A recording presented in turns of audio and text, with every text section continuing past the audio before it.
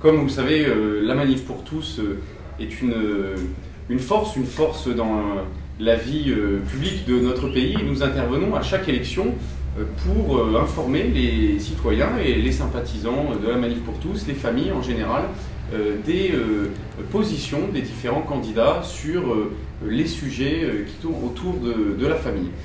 Vous savez, dans 1 mois et demi, il y a les élections régionales et la Manif pour tous s'invite dans cette campagne en organisant des meetings dans toutes les régions administratives.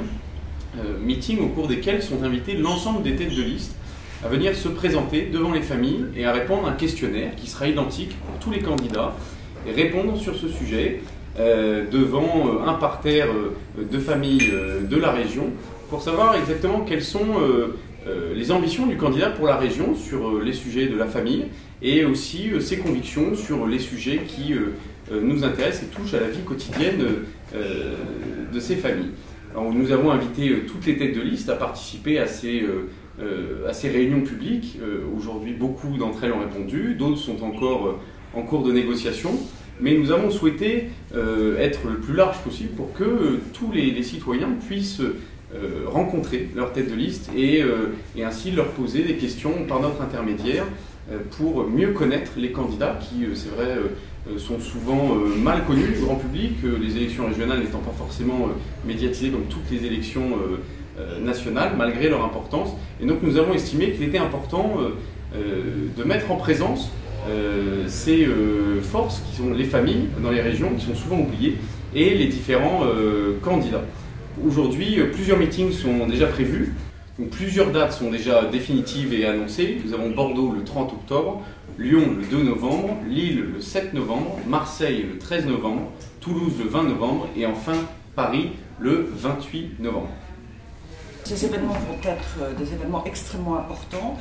C'est tout à fait inédit, c'est tout à fait exceptionnel d'avoir des meetings auxquels sont invités tous les électeurs qui souhaitent écouter les candidats, des meetings où il y aura des représentants des différents partis politiques. Alors on peut se demander, au fond, quel est le rapport, malgré tout, entre la Manif pour tous et les régionales, le rapport entre la famille et la région. Effectivement, quand on regarde les compétences de la région, elles sont extrêmement larges, mais on ne voit pas de compétences dédiées, spécifiques à la famille. Néanmoins, les régions mènent des actions politiques d'envergure et surtout, la famille étant la cellule de base de la société, elle est impactée par toute action politique. Alors, en clair, les régions s'occupent des lycées, des transports, de tout un volet de domaines qui sont impactants pour la famille. Voilà, donc on ne va pas parler de politique familiale, on va bien parler des compétences de la région et toutes celles qui ont un lien avec la famille. Voilà. Quelles questions vont être posées précisément, puisque ce seront les mêmes questions pour tout le monde? Eh bien, tout simplement, d'abord, pour mieux connaître les candidats, pour les entendre de vive voix, nous allons les interroger sur ce qui est pour eux non négociable, incontournable dans leur action politique. Autrement dit, quels sont leurs critères de décision dans la vie politique. Nous allons leur demander également leur projet, bien entendu, en tant que président de région. Nous allons, par ailleurs, leur demander quelle est leur conception de la famille, quelle est la conception de la famille de leurs colistiers aussi, et quel est, selon eux, le contexte le plus propice à l'épanouissement de l'enfant. La question suivante concernera la vie des familles. Quelles sont, d'après eux, les difficultés rencontrées par la famille aujourd'hui? Quels sont les défis à relever? La question suivante, que comptez-vous faire justement pour faciliter la vie des familles? Puisque, comme je le disais, la région peut faire beaucoup pour la famille ou au contraire peut malheureusement prendre des décisions qui vont à l'encontre de l'intérêt des familles, de l'intérêt supérieur de l'enfant. Il se pose aussi une question bien particulière, bien précise, qui est celle de l'égalité des enfants. Nous souhaiterons savoir si les candidats à la présidence de la région souhaitent traiter de manière égale tous les enfants, c'est-à-dire verser des subventions égales quels que soient les établissements, publics ou privés, les subventions scolaires, subventions cantines, subventions transport. Nous leur ferons quelques propositions, commission pour la famille, carte, région famille, etc., pour savoir s'ils seraient d'accord pour mettre en œuvre ces propositions qui faciliteraient la vie des familles.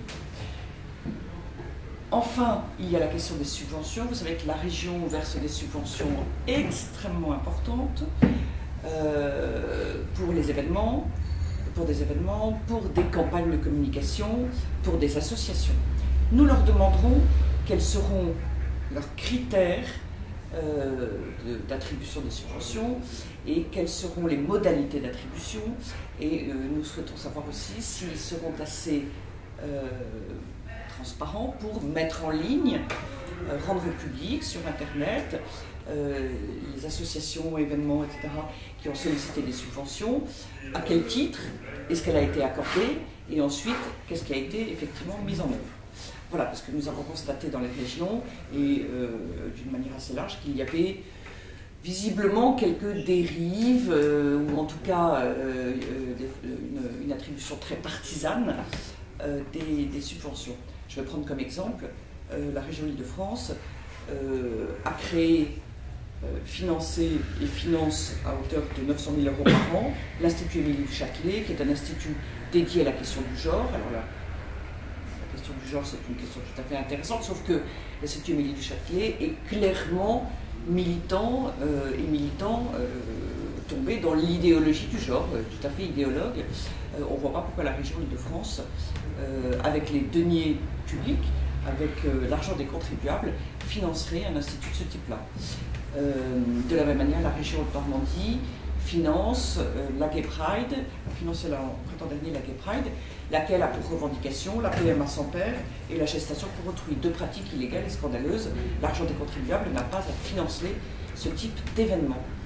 Voilà, et donc ces questions nous permettront de mieux les connaître, de creuser ces questions avec eux, d'en savoir plus, et donc permettront aux électeurs de se faire une idée plus précise avant d'aller voter.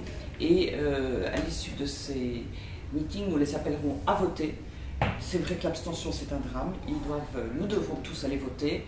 Et si on ne peut pas, il faut faire une procuration.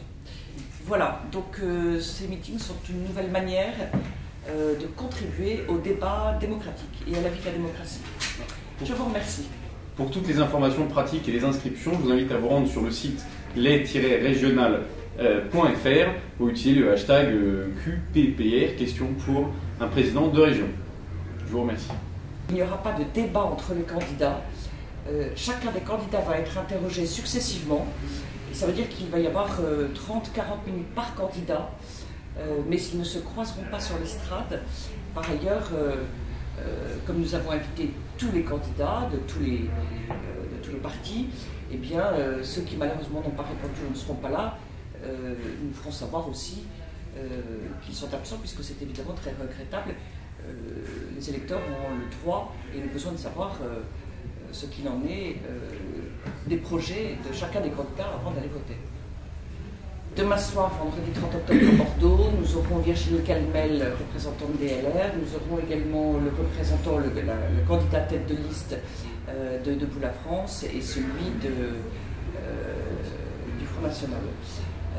Voilà. Mais nous ne dévoilerons les invités présents confirmés qu'au fur et à mesure, les agendas des personnalités politiques en campagne étant toujours très compliqués. Pour le meeting de vendredi 30 octobre, demain soir à Bordeaux, à l'Athénée municipal, nous aurons les candidats tête de liste du parti Debout la France, du parti Les Républicains et du parti Front National. Inscrivez-vous en effet sur le site internet parce que l'ambiance devrait être très intense. Alors, écoutez, Marine Le Pen, d'ailleurs, dans le Nord, pour le moment, nous n'avons pas reçu sa réponse. L'invitation lui a été adressée il y a un mois. À ce jour, pas de réponse. Par ailleurs, nous avons invité les candidats de tous les partis. Et ce sont ceux qui acceptent, qui, bien sûr, à l'occasion de cet événement et auprès de nos sympathisants, auront le plus de visibilité. Ça, c'est à chaque candidat de décider lui-même de ce qu'il veut ou ne veut pas. Et s'il n'assume pas le dialogue et le fait de présenter ce qui est important pour lui et ce en quoi il croit pour la famille, c'est lui qui est candidat, c'est pas nous. C'est vraiment centré sur les élections régionales et cela étant dit, quand on parle de ce qui est important pour une personnalité politique, quand il va nous dire quelles sont ses convictions, comment il conçoit la famille et quel est pour lui le meilleur cadre pour l'enfant, eh bien de toute façon nous serons éclairés sur la vision qu'il peut avoir de sujets qui paraissent davantage nationaux. Et c'est important parce que le président de la région, comme tous les conseillers régionaux d'ailleurs, fera partie des grands électeurs. Cela explique que nous ayons des questions relativement générales qui nous permettent de mieux connaître le candidat, ce qui est prioritaire pour lui, non négociable pour lui, et puis le reste des questions, la majorité d'entre elles portant sur la région.